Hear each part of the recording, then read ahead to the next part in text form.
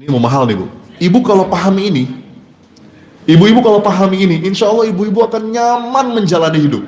Saya mau ngasih kabar bahagia. Apa kabar bahagianya? Ada sebuah doa yang ingin saya sampaikan. Doanya begini Bu. Nabi SAW, Allah mencurahkan rahmat dan menurunkan malaikat. Bismillahirrahmanirrahim. Ibu dalam hal sekecil apapun mengadu kepada Allah. Ini tauhid loh Bu.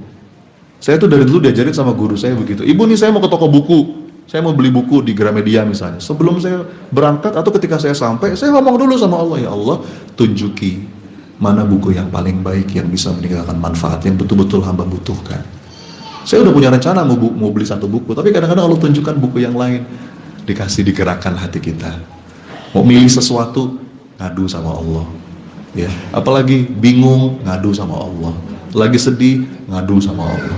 Lagi cemas, ngadu sama Allah. Kata para ulama, mengadu kepada Allah adalah penyembuh bagi jiwa yang hampa, pikiran yang bimbang, dan hati yang terluka.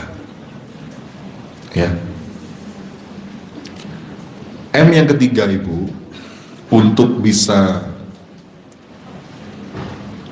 memulihkan batin, itu adalah saya sebut dengan memilih kendali.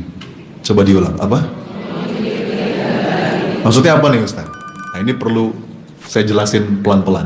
Bu, perhatikan ya.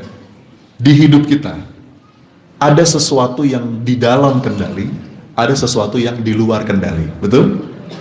Kenapa ada orang stres kok nggak hilang-hilang? Kenapa ada orang sedih kok nggak sembuh-sembuh?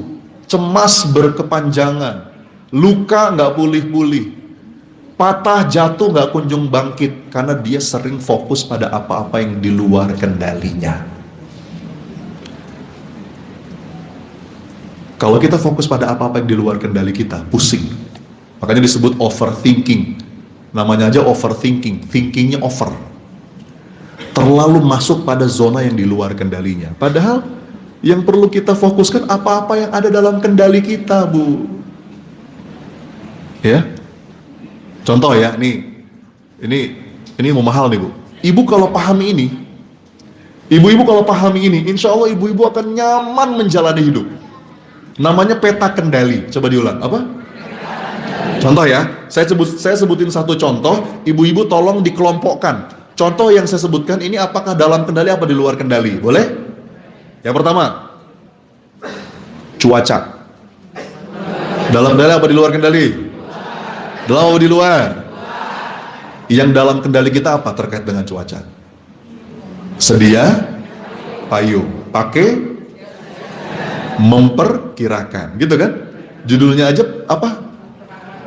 Ada nggak yang judulnya kepastian cuaca hari ini? Ada Bu? Saya Bu kemarin waktu pulang haji tahun lalu ya, saya mau bikin syukuran di rumah Bu. Mau bikin syukuran di rumah. Saya tuh udah betul-betul ngecek Bu, BMKG, perakiraan cuaca, besok tuh cerah Bu. Ya, betul. Alhamdulillahnya Bu, saya tetap pasang tenda. Tahu nggak Bu? Hari hujan gede banget Bu. Itulah keterbatasan manusia.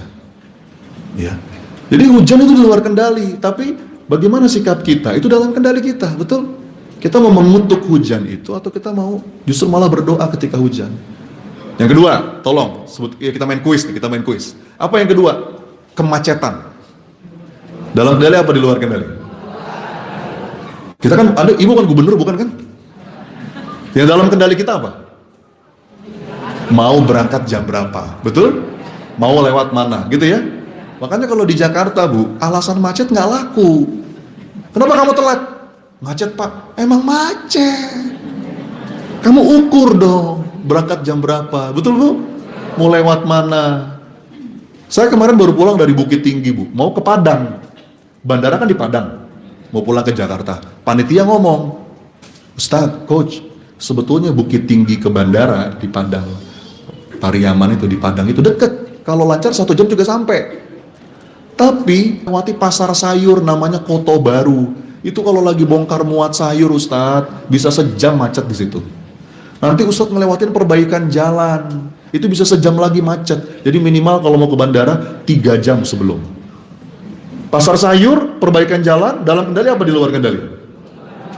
Yang dalam kendali kita apa? Berangkat jam berapa? Bisa dipahami ya? Lanjut sekarang. Lebih dalam lagi nih, tolong jawab. Omongan orang, pandangan orang, dalam kendali apa di luar kendali? Jawab yang tegas. Yang benar. Tapi berapa banyak di antara kita yang stres gara-gara itu? Ibu gini ya, prinsipnya begini. Kalau itu sesuatu yang di luar kendali kita, tenang aja. Kenapa? Saya mau ngasih kabar bahagia. Apa kabar bahagianya? Sesuatu yang di luar kendali kita, itu nggak ada hisapnya buat kita. Tenang aja Bu. Orang mau ngomong apa, mau kayak gimana, itu kita tenang aja. Yang dihisap itu bagaimana respon kita, betul? Apalagi masa lalu yang sudah terjadi. Ini sudah terjadi nih, ini sudah terjadi. Dalam kendali apa di luar kendali? Sudah. Itu sudah terjadi, nggak perlu kita ratapi. Yang dalam kendali kita apa? Tinggal apa yang bisa kita perbaiki, gitu kan? Pelajarannya apa nih? Makanya nggak boleh kita ngomong seandainya saja, nggak boleh. Katakan kalau sudah terjadi, qadarullah wa ma sya'fa. Masa depan, ayo, dalam kendali apa di luar kendali? Dalam kendali kita apa? Merencanakan, berikhtiar, gitu kan Bu? Jadi jangan atas nama tawakal terus kita nggak punya rencana. Saya mah tawakal aja Ustadz. Salah. Apa yang dalam kendali kita lakukan, yang di luar kendali kita serahkan kepada Allah. Jadi Bu, kenapa sih banyak orang itu sedih, galau, jiwanya nggak pulih-pulih? Dia terlalu fokus pada apa-apa yang di luar kendalinya. Ya Bu, nih sesuatu yang di luar kendali kita itu kodok kodar. Nggak perlu terlalu banyak sedih di situ. Yang perlu kita perhatikan apa yang dalam kendali kita. Kalau yang di luar kendali kita, kodok kodar. Yang dalam kendali kita itu free will, ikhtiar kita. Contoh lagi. Yuk, kuis lagi ya, boleh? Ya. Saya dilahirkan sebagai seorang laki-laki. Lihat. Itu dalam kendali apa di luar kendali? Itu ikhtiar, free will saya atau kodok kodar? Ada hisapnya nggak? Nggak ada. Nanti saya nggak akan dihisap. Sony, kenapa kamu laki-laki? Nggak ada. Karena itu kodok kodar. Bu, sesuatu yang di luar kendali itu kodok kodar.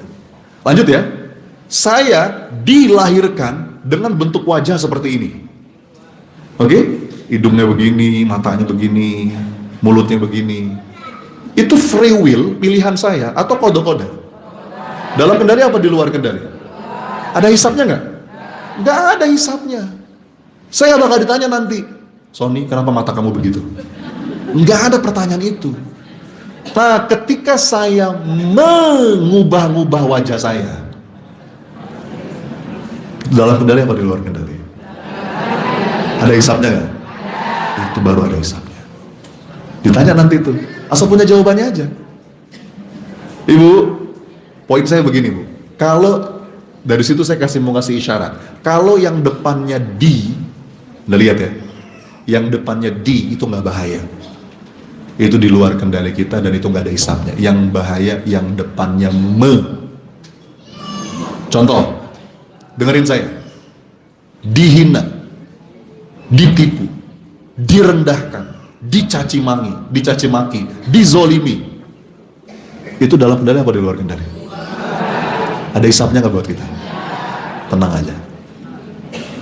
Kalau saya ganti depannya menghina, menzolimi, mencaci maki, merendahkan, itu yang dihisap. Jadi Bu, soalnya saya sering nanya Bu, saya tuh suka nanya sama orang-orang, Bu, apa sih yang bikin sedih, apa sih yang bikin galau, luka? Kadang-kadang jawabannya di semua. Di itu gimana? Saya sedih Ustadz, kenapa? Saya dibenci, saya dizolimi oleh orang-orang terdekat. Lihat, depannya di. Kalau depannya di, tenang aja Bu. Saya sedih Ustadz, kenapa? Saya dibohongi oleh suami saya. Bu, tenang.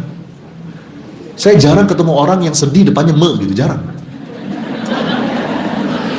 Ibu kenapa sedih? Saya sedih Ustadz, saya sudah menzolimi orang. Itu malah bagus. Itu namanya muhasabah, itu ngaku. Tapi kebanyakan orang itu Bu, sedihnya tuh untuk hal-hal yang menurut saya nggak semestinya. Ibu, Bu, Rasulullah pernah sedih nggak? Wajar. Rasul sedih ketika ditinggal istrinya. Tapi Rasul paham, itu di luar kendalinya, itu kodok dari Allah. Ditinggal istri. Ya, Rasul sedih ketika dia datang ke Taif, dilempari batu, diludahi. Semuanya itu, Bu. Diludahi, dilempari batu. Sedih wajar, tapi Rasul paham, itu di luar kendalinya. Yang dalam kendali saya, oh mungkin ada dakwah saya yang kurang baik, cara saya kurang tepat. Rasul malah mengevaluasi dirinya sendiri. Jadi Bu, intinya apa? Memilih kendali diri itu, ada sebuah doa yang ingin saya sampaikan. Doanya begini, Bu. Ya Allah, atas apapun yang di luar kendaliku, apapun yang memang tidak bisa aku ubah, apapun yang aku dapatkan, apapun yang aku alami, lapangkan dadaku, tenangkan jiwaku, damaikan pikiranku. Jadikanlah ya Allah fokusku hanya pada apa-apa yang ada dalam kendaliku. Jadi Ibu nggak usah tenggelam dalam kesedihan atas apa-apa yang memang itu sudah terjadi, yang itu sudah di luar kendali kita. Fokus saja pada apa yang bisa kita lakukan. Itu rumus memulihkan batin. Oke? Bungkus, Bu? Jurusnya apa? 3M. M yang pertama apa? Apa yang diakui?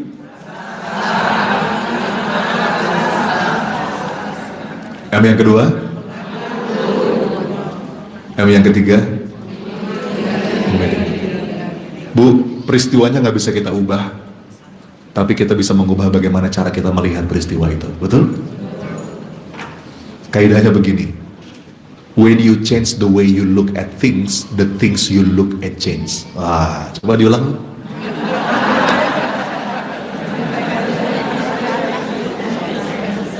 Bu, kita itu menderita bukan karena kejadiannya, tapi kita menderita karena bagaimana cara kita memaknai kejadian itu. Ya Bu ya, kita selalu bisa memilih makna apa yang kita beri. Ya Bu, nggak ada yang bisa menyakiti hati kita kecuali pikiran kita sendiri. Betul? Hati-hati memilih pikiran. Ada orang lagi di jalan nyalip kita naik motor ngebut, wah. Gimana reaksi kita? Ini deh.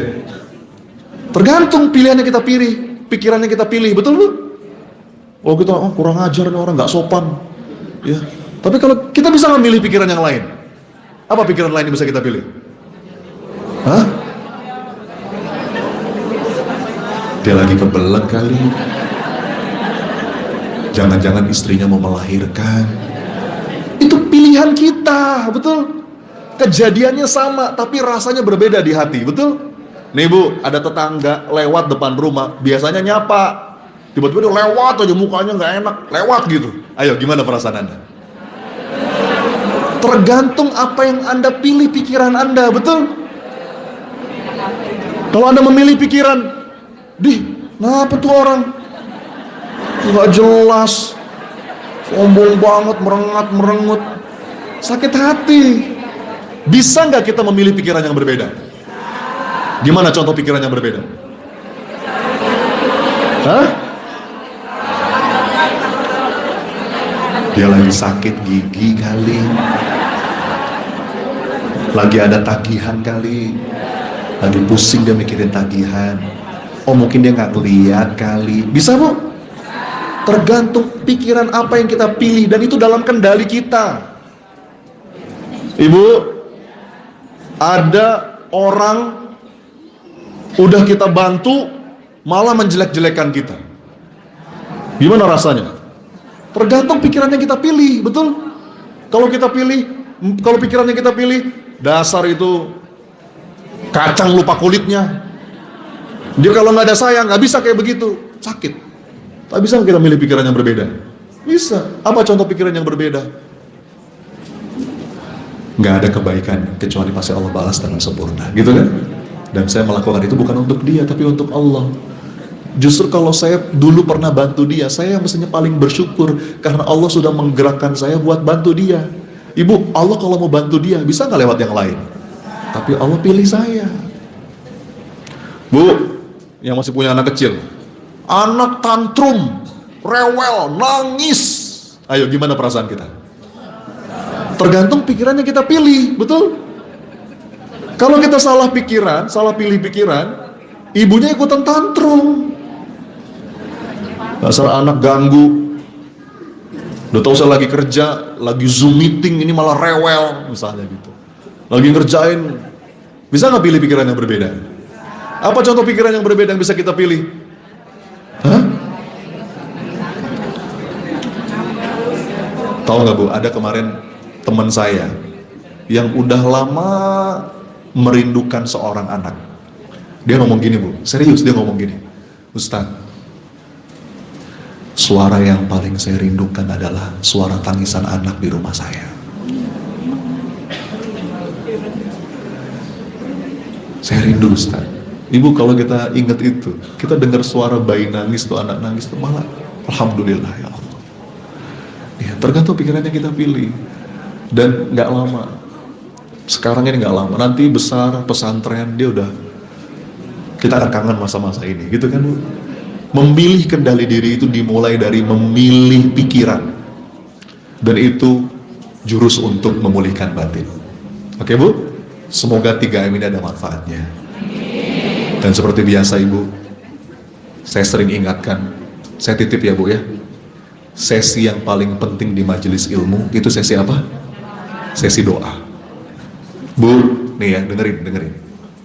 Kalau Ibu datang ke majelis taklim seperti ini, sesi yang mestinya paling ibu-ibu kejar itu adalah sesi doa.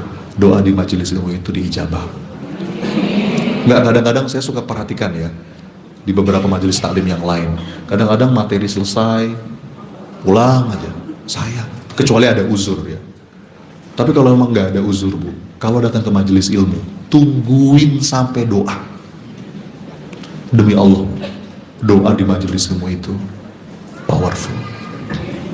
Ya, Ibu kalau mau berdoa, tandai waktu-waktu mustajab. Ayo, kan ada banyak ya? Kapan aja? Sepertiga malam terakhir, betul ya? Kapan lagi? Hari Jumat ba'da asar, betul? Ibu kalau Ibu lihat handphone saya tuh selalu pasang alarm Bu. Hari Jumat ba'da asar, pasti bunyi alarm saya. Karena itu momentum. Saya kalau hari Jumat jam 4, jam setengah 5 gitu Bu, alarm saya bunyi, saya berhenti sebentar, angkat tangan, berdoa. Kapan lagi? Ketika hujan, ya Bu? Terus kapan lagi? Antara azan dan iqomah, ketika safar, ketika dizolimi. Kan wajah-wajah dizolimi semua nih kayaknya. Itu waktu. Kemudian ketika menjelang buka puasa, dan diantaranya Bu, ketika di majelis ilmu. Oh, saya terus terang Bu, kalau saya diundang di majelis taklim seperti ini, sesi yang paling saya tunggu itu sesi doa. Beda Bu, Anda doa sendiri di rumah dibandingkan doa di majelis taklim seperti ini, powernya beda. Karena kata Nabi SAW, di majelis ilmu itu Allah mencurahkan rahmat dan menurunkan malaikat. Ya Bu, ya nanti insya Allah kita akan doa bersama ya Bu. Sebelum itu silakan saya kembalikan dulu kepada pembawa acara. Hatur nuhun. Assalamualaikum warahmatullahi wabarakatuh. Waalaikumsalam warahmatullahi wabarakatuh. Masih ada waktu buat untuk tanya jawab Ustaz. Untuk saat ini kita buka untuk 2 pertanyaan. Ada ibu-ibu yang mau bertanya sebelah sini. Buat Pak Palestina. Oh iya. Ada lagi? Lihat Ibu Rus, silakan Bu.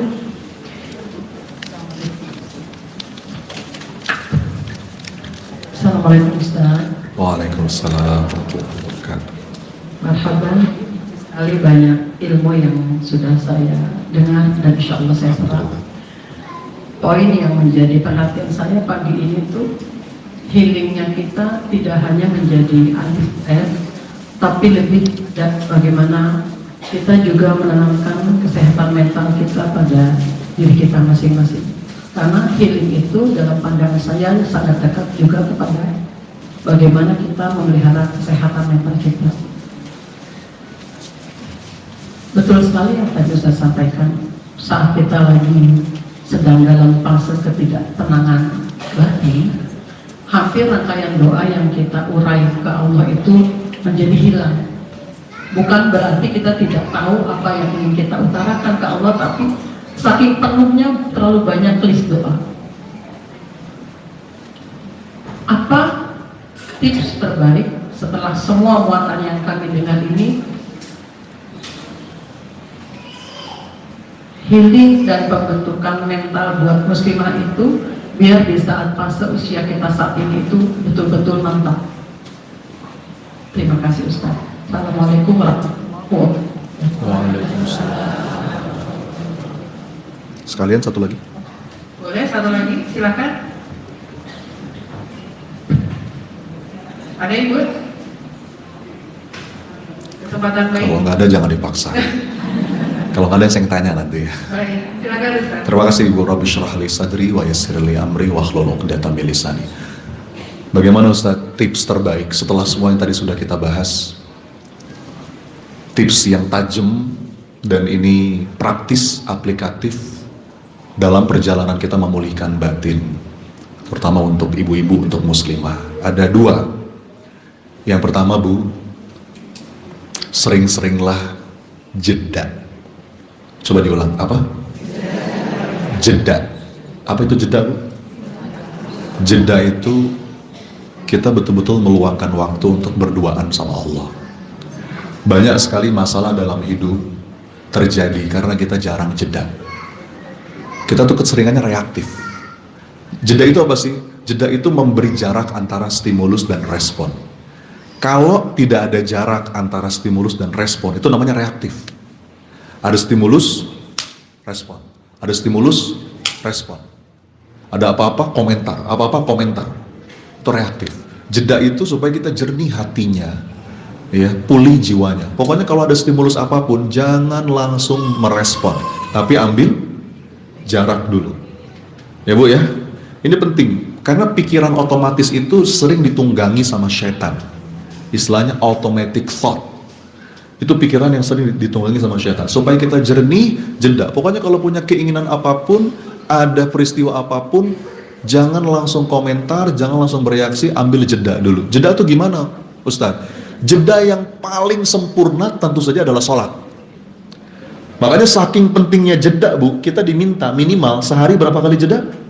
5. Sholat itu jeda. Bahkan kata Nabi SAW, sholat itu istirahat. Ya Bilal, arihni bis sholah. Wahai Bilal, istirahatkanlah kami dengan sholat.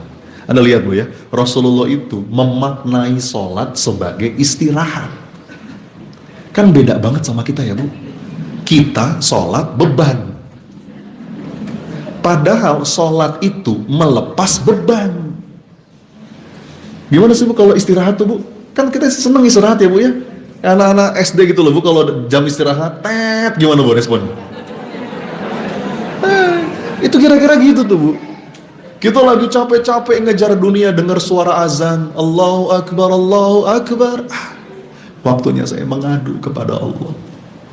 Sholat itu jeda yang paling sempurna. Kenapa? Karena dalam sholat itu ada ngaku, ada ngadu, ada zikir, ada doa, ada Quran, ngumpul dalam sholat. Makanya ibu jangan heran kalau baca kitab ulama tuh kadang-kadang dikit-dikit sholat, apa-apa sholat, apa-apa sholat. Karena memang itu intinya. Itu jeda yang paling sempurna. Tapi jeda yang paling ringan itu minimal kalau ada stimulus apapun ibu, supaya jiwa ibu tuh nggak terkotori, supaya kita nggak mudah terluka. Pokoknya kalau ada stimulus apapun, berhenti, tunda respon, ambil nafas, hitung sampai 10, pakai zikir lebih bagus, astagfirullah, baru respon. Itu tips praktis. Jangan ngikutin pikiran otomatis, ya. Itu sering ditunggangi sama syaitan. Termasuk ibu-ibu kalau mau belanja, jeda ya Bu ya. Ibu pernah nggak beli sesuatu, abis beli nyesel? Pernah? Sering. Tahu nggak kenapa? Karena Anda nggak. Ya. Kalau ibu nggak apa-apa Bu, masukin keranjang dulu aja nggak apa-apa. Tapi jangan buru-buru check out ya. Ini saya tahu nih, ini wajah-wajah yang keranjangnya penuh semua kayaknya ini kan. Ambil waktu, dipikirin sampai 7 hari kalau perlu. Ini saya perlu apa enggak ya? Ini butuh apa ingin ya? Tapi keburu habis Ustaz diskonnya. Nah itu strategi marketing gitu emang Bu, membuat Anda nggak pakai jeda. Tapi itu nggak bagus, nggak jernih. Pokoknya Bu, tips dari saya yang pertama itu jeda. Ambil waktu untuk kemudian memulihkan jiwa. Kalau istilah lainnya me time. Apa Bu? Me time itu apa? Ibu-ibu apa? Ibu-ibu perlu punya waktu di mana hanya berduaan sama Allah. Ada waktunya ibu sama anak. Ada waktunya ibu sama suami. Ada waktunya ibu sama teman-teman majelis taklim. Tapi ibu mesti punya waktu berduaan sama Allah. Berduaan sama Allah. Boleh kapanpun. Sepertiga malam atau ketika suami udah berangkat kerja, anak-anak udah sekolah misalnya ya, gelar sajadah, sholat 2 rakaat. Itu sebaik-baiknya healing. Ya, insya Allah. Satu itu. Yang kedua, tips dari saya, salah satu langkah praktis untuk memulihkan jiwa itu apa? Menyibukkan diri dalam amal soleh. Jadi kalau boleh saya tambah jadi 4M Bu. M yang keempat itu menyibukkan diri. 5M deh, M yang keempat menjeda. Ya. M yang kelima memulihkan diri, menyibukkan diri dalam amal soleh. Gini Bu, kita itu diciptakan untuk sibuk. Ibu-ibu itu diciptakan untuk sibuk. Kalau ibu nggak sibuk dalam amal soleh, saya pastikan ibu sibuk dalam kegiatan yang lain. Betul nggak Bu?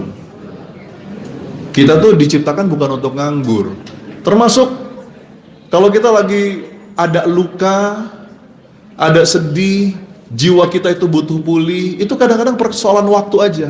Jangan sendirian. Ini udah bagus nih, gabung di majelis taklim, gabung di kegiatan positif apa, ikut jadi volunteer, ya.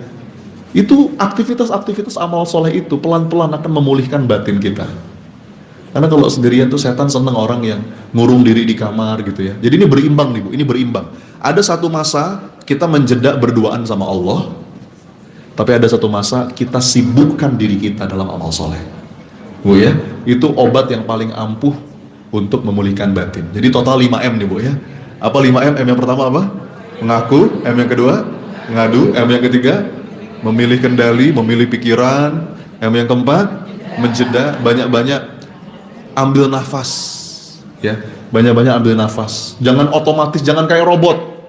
Yang bikin orang itu, apa yang bikin orang modern zaman sekarang itu kering.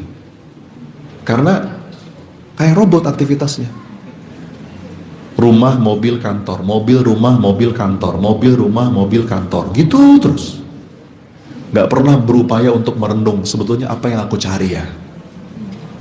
Aku tuh cari apa sih? Nih jungkir balik, ngejar sesuatu sebentar. Apa yang aku cari? Aku ini mau kemana? Nah itu penting. Kalau bahasa lainnya tuh tafakur. Menjeda tuh tafakur. Bahkan kata Imam Syafi'i, 1 kali tafakur itu bisa lebih afdol dibandingkan ribuan rokaat sholat sunnah. Serius saya. Tafakur tuh kayak self-reflection. Sebentar nih, apa sih yang bikin aku sedih? Ini penting gak sih untuk aku sedihkan? Apa sih yang aku cari? Bukankah aku cari ridhonya Allah? Kalau aku cari ridhonya Allah, mestinya ringan menghadapi semuanya. Nah itu dalam jeda tuh. Dan yang terakhir, menyibukkan diri dalam amal soleh. Pokoknya fokus dengan amal soleh, dengan hati yang bertawakal dan berbaik sangka. Ada doanya, ikuti saya. Bismillahirrahmanirrahim. Allahumma as'aluka taufiq lima habbika minal a'mal wa sidqa tawakkulli alaik wa husna dhanni bik. Itu doa indah banget Bu. Apa artinya? Ya Allah, berikan aku ilham, berikan aku taufik, pokoknya sibukkan aku ya Allah dengan amal-amal yang Kau cintai. Apapun keadaannya ya Allah, kadang di atas, kadang di bawah, kadang enak, kadang gak enak, sibukkan aku ya Allah dengan amal-amal yang Kau cintai. Lima habbika minal a'mal wa sidqa tawakkulli alaik, dengan hati yang bulat tawakal padamu, wa husna dhanni bik, dengan jiwa yang berbaik sangka padamu. Ibu, yang bikin hidup kita nyaman itu, yang bikin kita bisa pulih batinnya, karena kita berbaik sangka kepada Allah. Ana inda dzanni abdi bi, aku sebagaimana prasangka hambaku. Gitu ya Bu, semoga melengkapi materi yang tadi. Yuk kita doa yuk. Angkat tangannya. Hadirkan hatinya. Ibu-ibu, sebagaimana yang saya bilang tadi, demi Allah, berdoa di majelis ilmu itu powernya luar biasa. Disinilah momentum kita mengaku, mengadu, dan bermunajat. Istighfar dulu yuk dari hati. Astagfirullah. Salawat kepada Nabi. Allahumma salli wa sallim wa barik ala Muhammad wa ala alihi wa ashabihi ajma'in.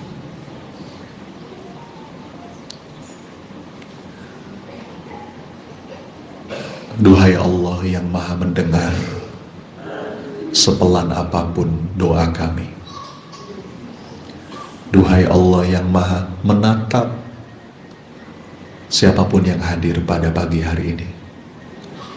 Ya Allah, catatkan ya Rabb, siapapun yang hadir pagi ini tiap langkah yang Kau jadikan amal soleh.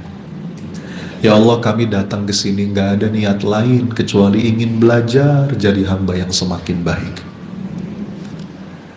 Ya Allah, karuniakan kami ilmu yang bermanfaat. Jadikanlah ya Allah apa yang kami pelajari, apa yang kami bahas betul-betul membekas di hati kami. Lewat ilmu ini Engkau lembutkan hati kami ya Rabb. Ya Latif, lembutkan hati kami ya Allah. Mungkin selama ini hati kami sudah mengeras ya Allah karena dosa, hingga tidak bisa merasakan getaran ketika namamu disebut, tidak bisa merasakan getaran ketika ayatmu dibacakan. Jangan ya Allah, lembutkan hati kami, karuniakan kepada kami hikmah dan hidayah. Allahumma aftah lana hikmataka wansur alaina rahmataka ya dzal jalali wal ikram. Ya Allah, jika ada di antara kami yang sedang sempit, lapangkan ya Rabb. Jika ada di antara kami yang sedang sulit, mudahkan ya Allah. Jika ada di antara kami yang sedang berat ya Allah, apapun judul persoalannya, kuatkan ya Allah, ringankan ya Allah. Ya Allah, jadikan pasangan kami, anak keturunan kami soleh, soleha. Izinkan kami bisa berkumpul lagi di surgamu kelak ya Rabb. Rabbana hablana min azwajina wa zurriyatina qurrata a'yun waj'alna lil muttaqina imama. Ya Allah, undang siapapun yang hadir pada pagi hari ini untuk bisa merasakan wukuf di Arafahmu ya Allah, untuk bisa bersujud langsung di depan Ka'bahmu ya Allah, untuk bisa duduk bersimpuh di masjid Nabi-Mu ya Allah. Ya Allah, kalau ada di antara kami yang sedang punya hutang ya Allah, berikan jalan untuk bisa lunas ya Rabb. Jangan biarkan kami wafat dengan meninggalkan banyak hutang. Ibu-ibu, saya berikan kesempatan, silakan doa masing-masing. Apapun yang sekarang terlintas di pikiran Bu, ayo adukan kepada Allah. Minta yang baik-baik. Saya aminkan, amin. Silakan Bu. Ibu lagi ingat apa? Lagi ada masalah, lagi ada hajat yang butuh ditolong Allah. Lagi ada kegundahan, lagi ada kecemasan. Ayo adukan sekarang Bu. Saya aminkan. Amin ya Rabb. Amin ya Allah. Amin ya Allah. Amin ya Rabb. Amin ya Allah. Engkau janjikan majelis ilmu saat mustajab doa ya. Allahumma inna nas'aluka taubatan nasuha wa taubatan qoblal maut. Ya Allah, berikan kami kesempatan taubat sebelum Engkau panggil kami nanti. Allahumma inna nas'alukal husnul khatimah wa na'udzubika min su'il khatimah. Ya Allah, jadikan akhir hidup kami nanti akhir yang baik ya Allah. Kami wafat dalam taat ya Allah, bukan dalam maksiat. Na'udzubillah. Hati kami masih terbolak-balik ya Rabb. Ya muqallibal qulub, tsabbit qulubana ala dinik.